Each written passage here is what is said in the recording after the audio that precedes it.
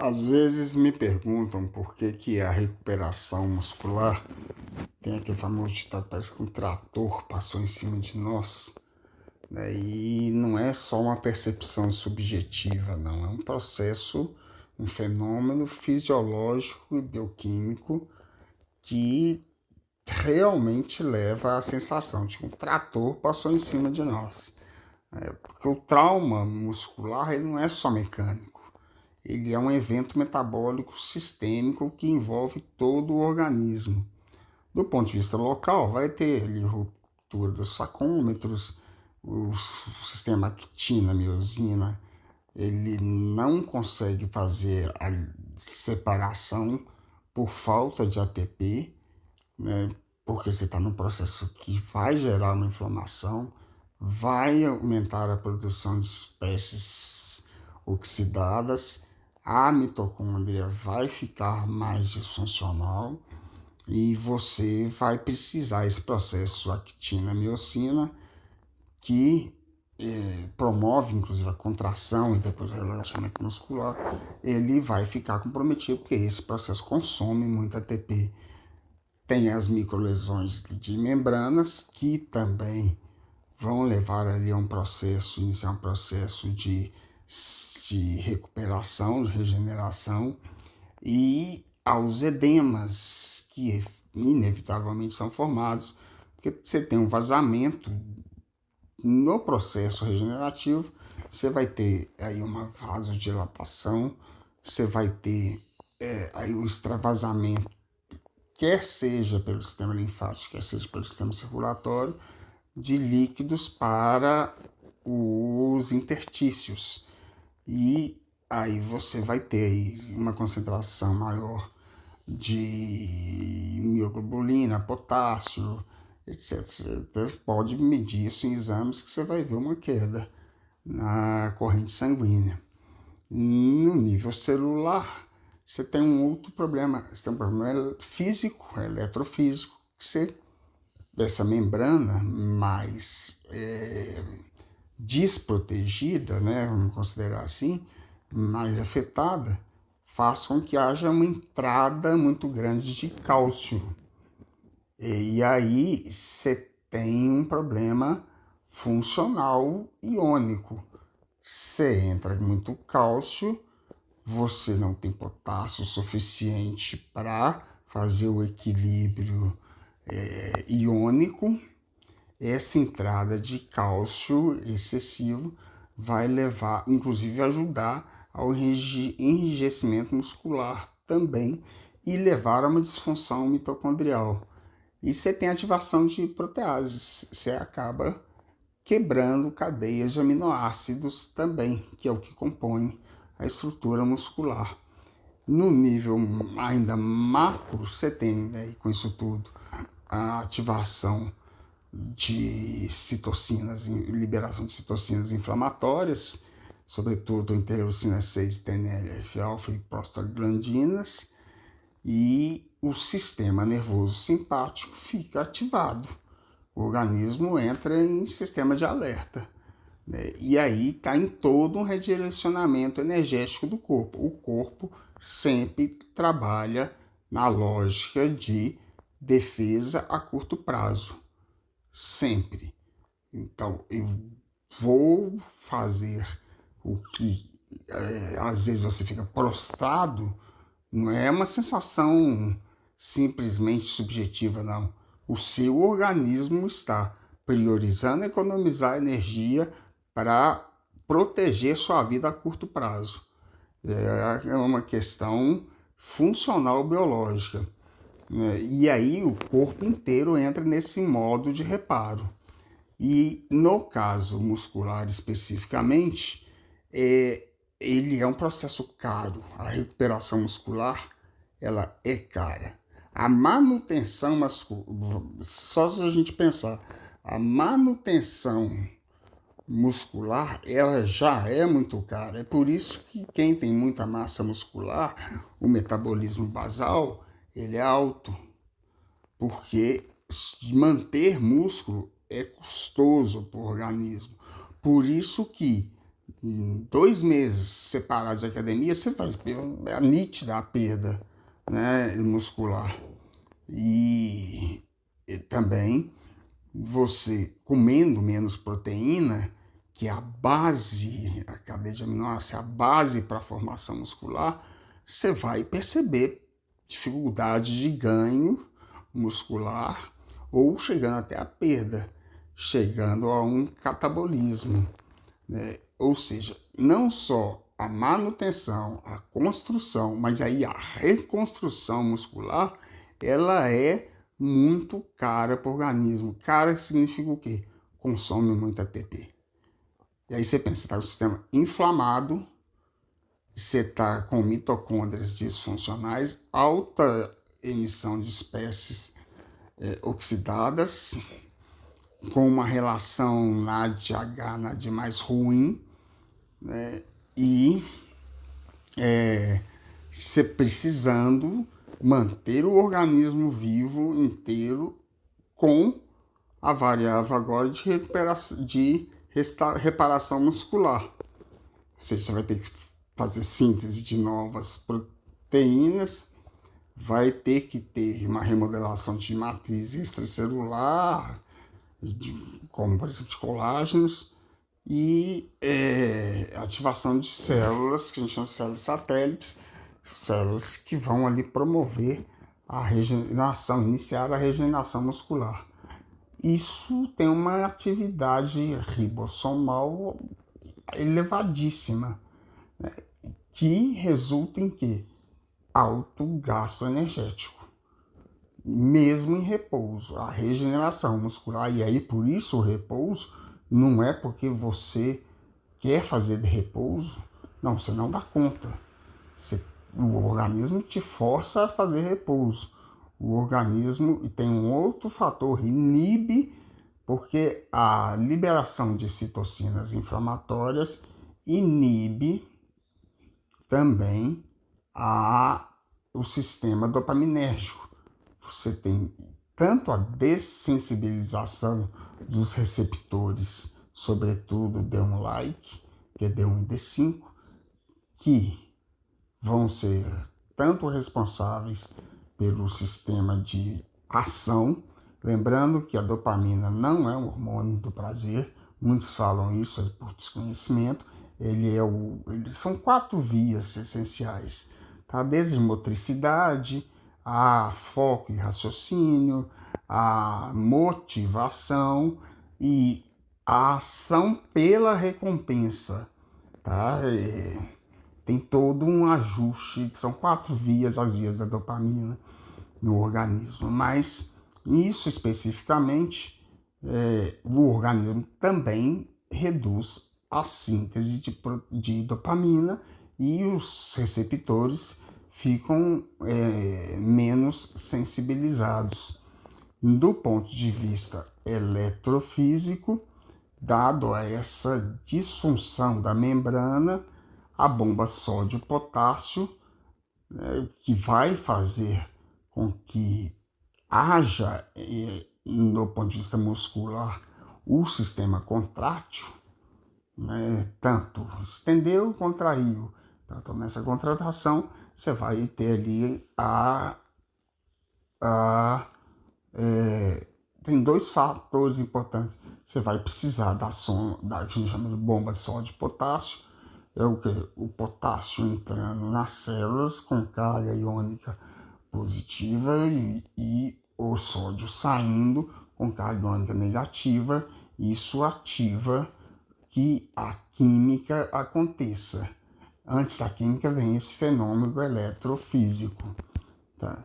E tem um outro fator. O músculo enrijecido, ele não vai liberar uma substância essencial anti-inflamatória, que é a miocina, e nem também a tirosina. Então mas sobretudo a miocina, ele está inibido, que é um potente anti-inflamatório, sabe? Também você vai ter que fazer com que haja um equilíbrio, porque, como eu falei, há uma entrada muito grande de cálcio. Tá? Por isso, também uma alimentação pós-trauma bastante rica em potássio é extremamente positiva. Magnésio também. O magnésio de forma não tão intensa igual o potássio, ele também participa muito nesse equilíbrio. Só que tudo tem seu custo. Não tem nada de graça nem para o nosso corpo. Isso consome muito ATP e de forma contínua. Aí a mitocôndria que eu mencionei, ela parte, tá, não é danificada diretamente, mas ela está disfuncional. Aí há uma diminuição de produção de ATP e a célula fica com baixo rendimento, com baixa produção de quantidade de ATP. E já esse processo inflamatório, que é normal que vai acontecer, né, liberando neutrófilos e macrófagos, vai consumir muita glicose, inevitavelmente, você precisa. Só que aí, se você não tem glicose, vai entrar no processo, tendo ou não tendo, vai entrar no processo que chama neoglicogênese. Você vai produzir glicose a partir da gordura, né? O seu fígado vai fazer esse processo que chama neoglicogênese, o glicerol sendo convertendo glicerol para entrar como glicose, fazendo a conversão, e vai ter uma outra situação que você vai ativar inevitavelmente uma outra via que chama glucose, que é o que? Você vai quebrar aminoácidos para poder gerar energia. E onde estão esses aminoácidos? Nos músculos. Então, isso vai acontecer mesmo o organismo estando ali abastecido de glicose, de gorduras. Ele vai entrar porque ele vai tentar gerar energia de todas as maneiras. E aí vai ocorrer um catabolismo. Você vai começar a quebrar fibras musculares para regenerar outras. Essa questão de ativação do sistema imune, também na ação dos macrófagos, você vai liberar mais citocinas inflamatórias. Por isso que você precisa de sistemas regulatórios do organismo. Um deles é o próprio sistema dopaminérgico, mas outros são as células T, os linfócitos T regulatórios. Porque você não pode ficar inflamando o resto da vida. Vai ter uma hora que é o seguinte, o organismo tem que sinalizar. Parou. Tá já recuperando, vamos voltar ao estado normal. Né? Porque a inflamação aguda ela é essencial para a recuperação. A crônica já é um fator complicador, aí ela já não é positiva. Isso significa o quê? O seu sistema imune ou regenerativo não está dando conta por si só da recuperação. Aí é inevitável entrar com alopáticos para poder ajudar o sistema. Nesse momento, você tem que entrar com anti-inflamatório. Não no momento inicial, porque a inflamação inicial ela é mecanismo de defesa, é essencial. Bom, e aí tem uma questão importante também a gente considerar, que é a relação entre perda de gordura e massa muscular, tá? Que a gente acaba traduzindo em percentual de gordura corporal. Dois itens é importante. Você tem a gordura corpórea, quer seja do tipo branca, quer seja do tipo marrom. A do tipo branco é a reserva de energia e proteção contra impacto. A marrom, ela tem alta atividade metabólica por alta concentração de mitocôndrias, ela tem uma função de regulação termogênica e também contribui para o metabolismo total humano. Ela é uma gordura positiva. Ela tem menor quantidade na criança e mais depois a gente adulto vai diminuindo, infelizmente, essa quantidade. Há como você acabar induzindo indiretamente que haja conversão da gordura branca em gordura marrom. Por exemplo, banho frio, banho gelado pela manhã, tá? 1 minuto de banho gelado pela manhã, jejum intermitente, a própria atividade física. E você também, nos tecidos musculares, você tem ali um pouquinho de gordura intramuscular do tipo branca, que acaba que você, ao promover a musculação, você tem uma densidade muscular maior e um consumo, porque é como se fosse uma intra-reserva. E você acaba tendo uma concentração muscular maior ao perder, uma densidade maior ao perder essa gordura também. E que é muito preconizado? Que gordura não gasta a mesma quantidade de energia do que,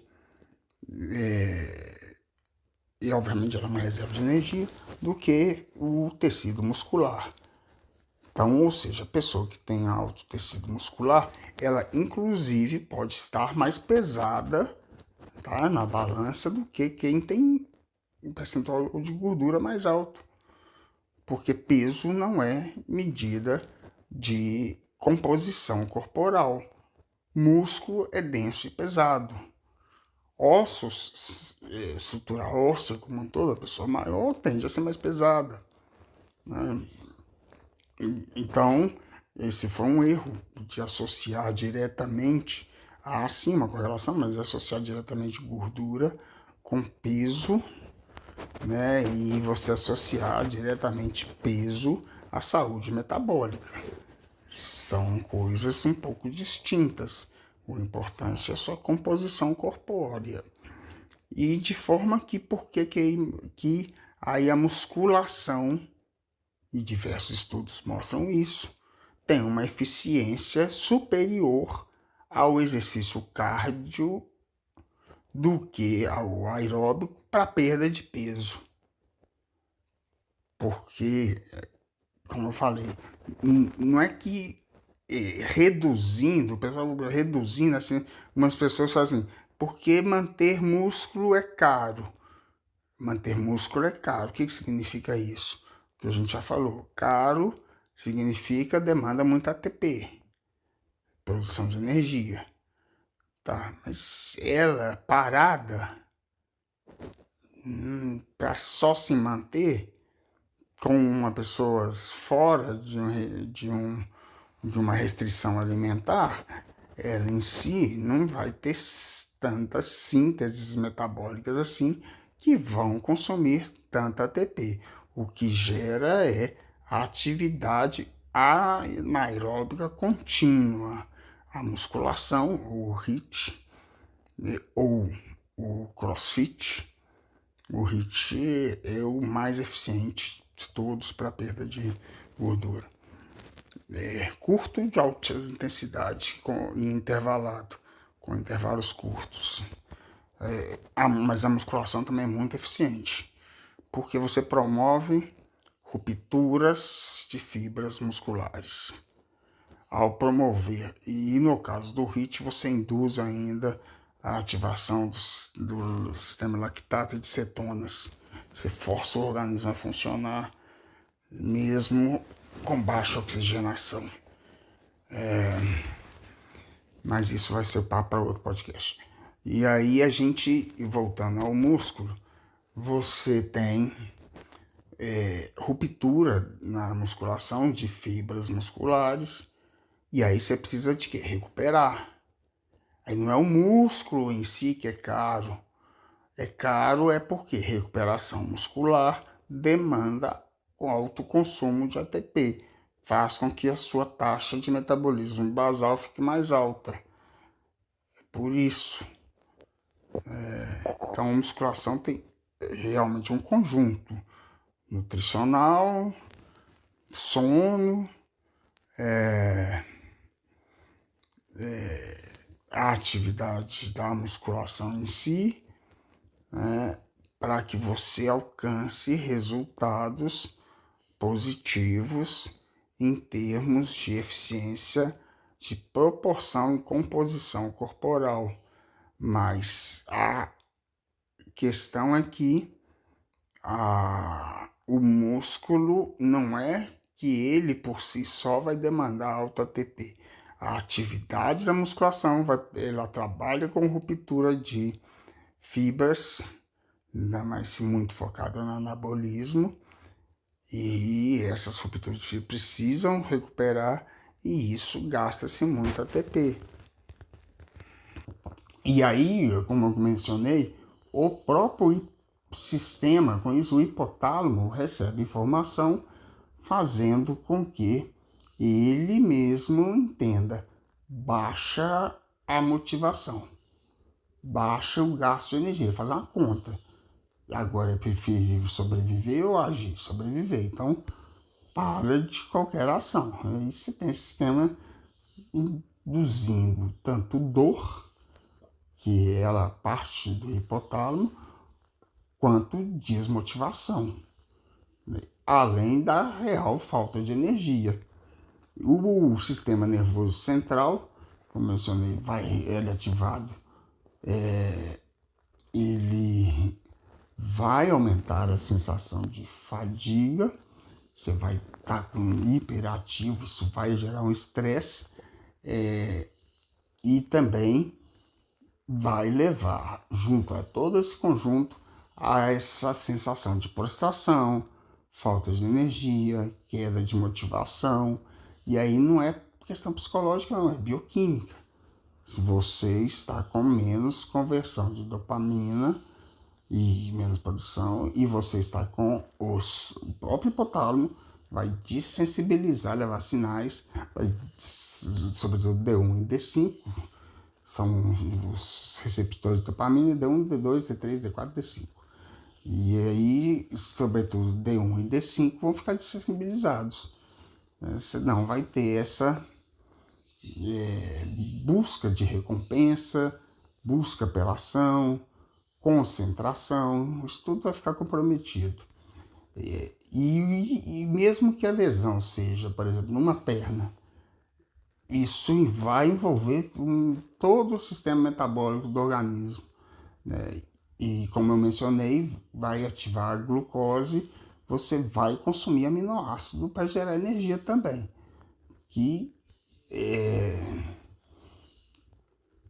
A própria liberação, uma coisa interessante, a própria liberação excessiva de citocinas leva a uma resistência à insulina. Resistência à insulina significa o quê? Que para as células captarem a insulina é quem vai fazer ali o processo de degradação da glicose para que ela, via GLUT4, o receptor GLUT4 nas células, entre nas células para poder ser transformada a glicose ligada já ao GLUT1, entre no ciclo de Krebs, vira energia. Só que se houver resistência à insulina, você não tem como processar a glicose, você não tem como fazer a metabolização da glicose. A função da insulina é essa. Só que você está com resistência à insulina devido à quantidade de citocinas inflamatórias. É temporária, mas ocorre. Aí o organismo tem que achar meios alternativos, que vai ser a neoglicogênese e a glucose. O músculo vai ter normal um espasmo, uma proteção contra a nova lesão, ele vai ficar mais enrijecido. E também, como eu mencionei, o cálcio que está em excesso, ele vai dificultar o relaxamento muscular, assim como o sistema miocina-actina está comprometido. O próprio edema que forma, ele aumenta a pressão local e vai reduzir, sim, a motilidade, né? Já as prostaglandinas vão levar sinais para o hipotálamo que vai sinalizar como dor. Por isso você sente a dor. Você tem como amenizar a dor sem promover a cura, né? Então você toma uma dipirona. A dipirona, que ela está enganando o seu hipotálamo.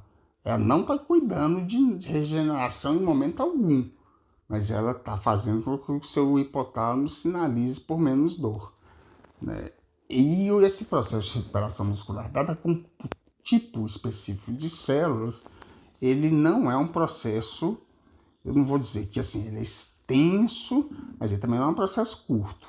Você tem ali até 72 horas uma intensidade maior de dor, de contração, de fadiga. Depois aí de mais ou menos uns 7 dias, você começa já a sentir uma melhora, mas a recuperação completa aí são semanas.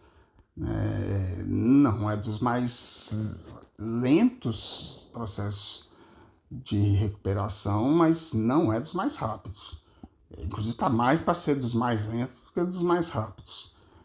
Por quê? Porque ele é custoso, como eu mencionei, ele consome muita energia. E uma coisa muito importante, essa maquinaria biológica nossa, ela funciona baseado na sobrevivência a curto prazo. Esse é o princípio. Você vai reservar energia ou evitar gastar energia para a reconstrução, em prol de defesa da vida, né? Que seu corpo entende. Peraí, eu não vou gastar energia, eu tenho que me recuperar e tenho que me manter vivo. Energia vai ser direcionada para manter tudo básico em funcionamento e regenerar o que foi onde houve a lesão, né? Como eu mencionei, com redução de dopamina, aumento da inflamação, aumento de fadiga. Processo incontrolável, tá? Não é mente, não. Não tem esse negócio de bioquímica e fisiologia pura. Bom, mas é isso. Falando hoje no nosso podcast hoje sobre recuperação muscular. E qualquer dúvida vocês quiserem, coloquem aí, que a gente bate um papo, eu agradeço, e que a gente possa aí levar informação pela melhor qualidade de vida de todos.